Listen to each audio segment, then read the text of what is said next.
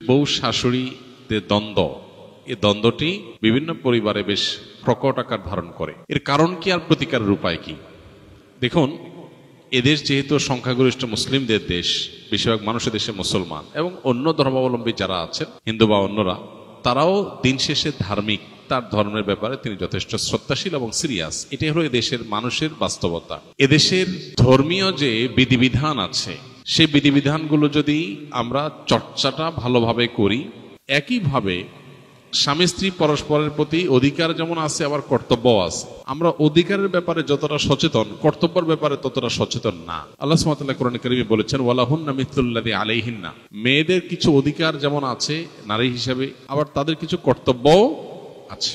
অতএব যেমন কর্তব্য আছে, অধিকারও তেমন আছে, দুইটাই আমাদেরকে খেয়াল রাখতে হবে। বেশিরভাগ মায়েরা মনে করেন সন্তান হিসাবে দুনিয়াতে এসেছে আমার ছেলে আমার মেয়ে, অতএব তারা মরণ পর্যন্ত আমি যা বলবো সেই কথা মোতাবেকই চলবে।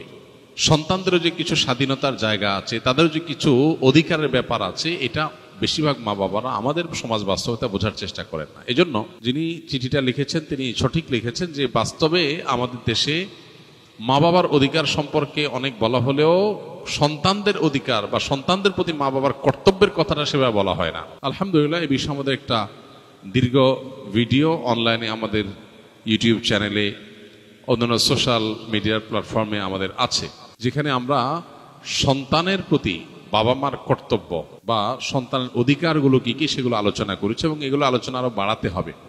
সন্দেহ নেই যে সন্তানের অধিকারের তুলনায় বাবার মার অধিকার বেশি, এই জন্য সে আলোচনাটা বেশি হবে, এটা অস্বাভাবিক নয়। কিন্তু সেটাই শুধু হবে আর সন্তানদের কোনো অধিকারের কথা আলোচনা হবে না, বাবা মারা জুলুম করবেন, সেটা কখনো হতে পারে না। মা হিসাবে বাবা হিসাবে সন্তানের প্রতি জুলুম করলে তার বিচারও আল্লাহ তাআলা করবেন। এটা গুরুত্বপূর্ণ একটা বিষয়। আর বউ শাশুড়ির দ্বন্দ্ব মূলত হয়ে থাকে এই জন্য যে পরস্পরের প্রতি আমাদের করণীয় বা কর্তব্য সম্পর্কে আমরা জানি না। একটা সন্তান যখন প্রাপ্তবয়স্ক হয়, সে যখন উপার্জন করে, তার সকল টাকা আর পয়সা এনে মায়ের কাছে দিতে হবে, বাবার কাছে দিতে হবে, তারা যা খুশি করবে না, শরীয়ত এটা বলে না। শরীয়ত বলে সম্পদ যে উপার্জন করেছে এর ব্যাপারে অধিকার একমাত্র তার।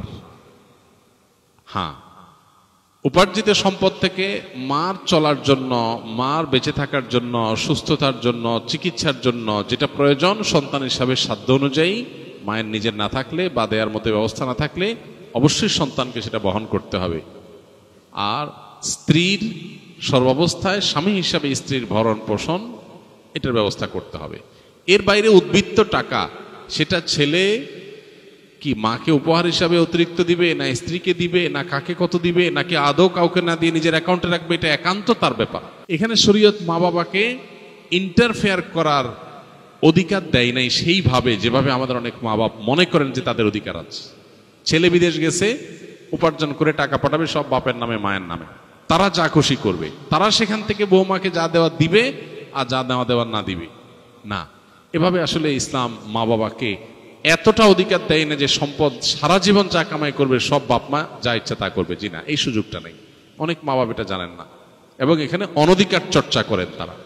সন্তান হিসাবে অবশ্যই মা বাবার সামনে যত বেশি সম্ভব নিজেকে বিনয়ী করে তুলবে, সমর্পণ করবে, তাদের কথা মতো চলার চেষ্টা করবে। তাদের লাগবে 10 টাকা, সম্ভব হলে 15 টাকা দিবে, তাদের যা দরকার তার চেয়ে বেশি দেওয়ার চেষ্টা করবে, তাদের চাহিদার চাইতে বেশি সেবা করার চেষ্টা করবে। এটা সন্তানের জায়গা থেকে তার মানসিকতা থাকা উচিত। মা বাবার প্রতি কর্তব্য বোধের জায়গা থেকে তারা আমাদের মা বাবা, আল্লাহর পরে তাদের সদাচরণ করার গুরুত্ব সবচেয়ে বেশি আল্লাহর ইবাদতের পরে। অতএব সেটা খেয়াল রাখবে। কিন্তু মা বাবা এর মানে এই না যে সব কিছু মা বাপ নিয়ন্ত্রণ করবে। জি না, এখান থেকেই সংসারে অশান্তিটা শুরু। মা বাপ জানে না তাদের অধিকারের রূপরেখা কি এবং কতটুকু সীমানা আছে। এর বাইরে তারা মা বাপ হিসাবেও অধিকার চর্চা করতে পারে না বা তাদের ক্ষমতা তারা জাহির করতে পারে না। এটা আমাদের সমাজে জানাশোনা নেই। এই জায়গা থেকে সমস্যাগুলো তৈরি হয়। একটা হাদিস আছে, সেখান থেকে কিছুটা অনেকে ভুল বোঝেন। হাদিসটার হলো এই, নবী সাল্লাল্লাহু আলাইহি ওয়াসাল্লাম বলেছেন, আনতা ওয়া মালুকা লি আবিক, তুমি এবং তোমার যাবতীয় এবং সমুদয় সহায় সম্পদ সব তোমার বাপের, মায়ের, বাবা মায়ের। এই হাদিসের মানে অনেকে মনে করেন যে কেউ যা কামাই করবে সারা জীবন যত কিছু করবে সব বাপ মার। জি না, এই হাদিসের ব্যাখ্যা হলো তুমি তোমার উপার্জিত সম্পদ, এখানে তোমার বাপ মার অর্থাৎ তাদের খরচ খরচার জন্য যতটুকু দরকার ততটুকু তোমার এখান থেকে নেওয়ার অধিকার তাদের আছে। এখানে সমুদয় সম্পদ বোঝানো হয় নাই। যদি সমুদয় সম্পদ বোঝানো হতো তাহলে জাকাত তো বাপমার উপরে বর্তাইতো, ছেলের উপরে বর্তাইতো না। কারণ সম্পদ যদি একজনের হয়, জাকাত তো আরেকজনের উপরে বর্তাবে না। এরকম আরো বহু প্রশ্ন তৈরি হবে।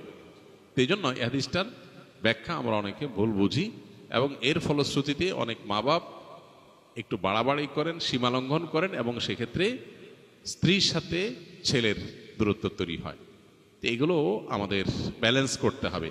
এবং একইভাবে আপনার সম্পদের ব্যাপারে স্ত্রীরও এই মানসিকতা থাকতে হবে যে স্বামী তার উপার্জন করার পর আমার ভরণ পোষণ ঠিকঠাক মতো দিচ্ছেন কিনা। যদি দেন, এরপর বাকি সম্পদ তিনি কি করবেন, তিনি কি তার মাকে দিয়ে দিচ্ছে অতিরিক্তটা, না ভাইকে দিয়ে দিচ্ছে, বোনকে দিয়ে দিচ্ছে, এটা একান্ত তার ব্যাপার। আমার এটা নিয়ে মাথা ঘামানোর দরকার নাই, হেডেক নেওয়ার দরকার নাই।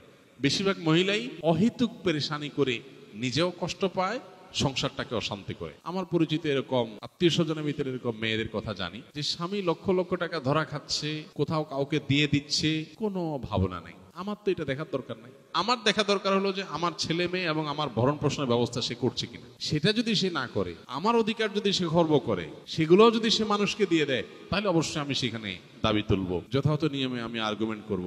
কিন্তু আমি আমারটা যথাযথ পাচ্ছি, আর দরকারটা কি? বেশিরভাগ মহিলারা স্বামীকে চায় কবজার ভিতরে আনতে, কন্ট্রোলের ভিতরে আনতে, যে আমার কথা উঠবা, আমার কথা বসবা, আমার কথা এদিক ঘোরাবা, আবার এদিক ঘাড় ফিরাবা। এই যে স্বামীকে গোলাম বানাতে চায়, এটা আরেক সমস্যা। তাহলে একদিক থেকে মা বাপের সমস্যা, আরেক দিক থেকে বইয়ের সমস্যা। এই সমস্যাটা কেন হয়?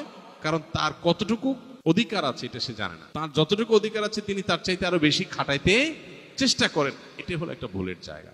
দাম্পত্য জীবনের সুখ শান্তির জন্য এই জিনিসগুলো অনেক গুরুত্বপূর্ণ। এই জন্য বিয়ের আগে ট্রেনিং হওয়া দরকার। সন্তানকে ছেলে মেয়ে করে বিয়ে করাবেন, সেখানে কি করবেন কি না করবেন, কোথায় অধিকার খাটাতে যাবেন, কোথায় খাটাতে যাবেন না, এগুলোর উপর ট্রেনিং হওয়া দরকার। আমার অনেক দিনের স্বপ্ন ইনশাআল্লাহ এরকম একটা ট্রেনিং ডেভেলপ করার, যে বিবাহিচ্ছুক ছেলে মেয়েরা এই ট্রেনিং করবে। ডে লং ট্রেনিং হবে, পাওয়ার পয়েন্ট প্রেজেন্টেশন হবে, যে তারা দাম্পত্য জীবনকে সুখী করবার জন্য তাদের কোন কোন পলিসি পদ্ধতি অবলম্বন করতে হবে, চ্যালেঞ্জগুলো কিভাবে ওভারকাম করবে, এই সব বিষয়গুলো থাকবে ইনশাআল্লাহ। খুব শীঘ্রই আমরা এটা হয়তো ঘোষণায় যাব এবং এই ট্রেনিংটা শুরু করব। তো আমাদের বাসা বাড়িতে যে অশান্তিগুলো আছে, যে কলহগুলো আছে, আল্লাহ তাআলা সেগুলোকে দূর করার তৌফিক দান করুন। সবাইকে যার যার অধিকার, সবাইকে যার যার করণীয়গুলো আদায় করার তৌফিক দান করুন।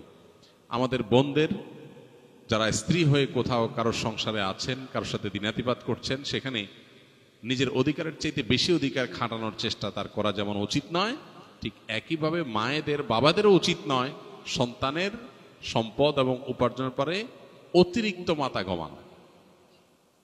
কোনো ছেলে বউয়ের পিছনে টাকা একটু বেশি খরচ করে, একটু বউ পাগল বেশি হয়। মা বাপ হিসাবে তাদের দায়িত্ব হলো সন্তান সীমা ছাড়ায় গেলে তাকে সুন্দরভাবে বোঝানো যে বাবা ব্যালেন্স করো, পরিমিত হও, হিসাব নিকাশ করো, অতি পাগল হয়ে যেও না। এরপর যদি দেখা যায় যে না ছেলে ভুল বুঝে বা বৌমা ভুল বোঝে, তো বাপ মা হিসাবে তারা তাদেরটা পাচ্ছে কিনা তারা দেখবে, বাকিটা নিয়ে মাথা ব্যথা করবে না, বরং আল্লাহর পর হাওয়ালা করে দিবে। কারণ বিয়ের পর বিশেষ করে কয়েক বছর পর্যন্ত, একটা নির্দিষ্ট সময় পর্যন্ত এই পাগলামিগুলো ছেলেরা করে। এরপর আস্তে আস্তে হুঁশ ফিরে আসে, মাথায় ব্যালেন্স হয়, তখন সে আর আগের মতো পাগলামি করে না। তো এই টাইমটাতে মা বাবার সহযোগিতা করতে হয়, হেল্প করতে হয়। মা বাবা এখানে এসে জোর খাটাতে গিয়া অশান্তি সৃষ্টি করে দিলে এই যে পলাশ সাহার মতো ঘটনাগুলো ঘটে, এই ঘটনাগুলো যেন আমাদের পরিবারে না ঘটে। আল্লাহ আমাদের মা বাবাদেরকে এবং স্ত্রীদেরকে সবাইকে যার যার দায়িত্ব কর্তব্যের সীমা রেখাটা বোঝার তৌফিক দান করুন।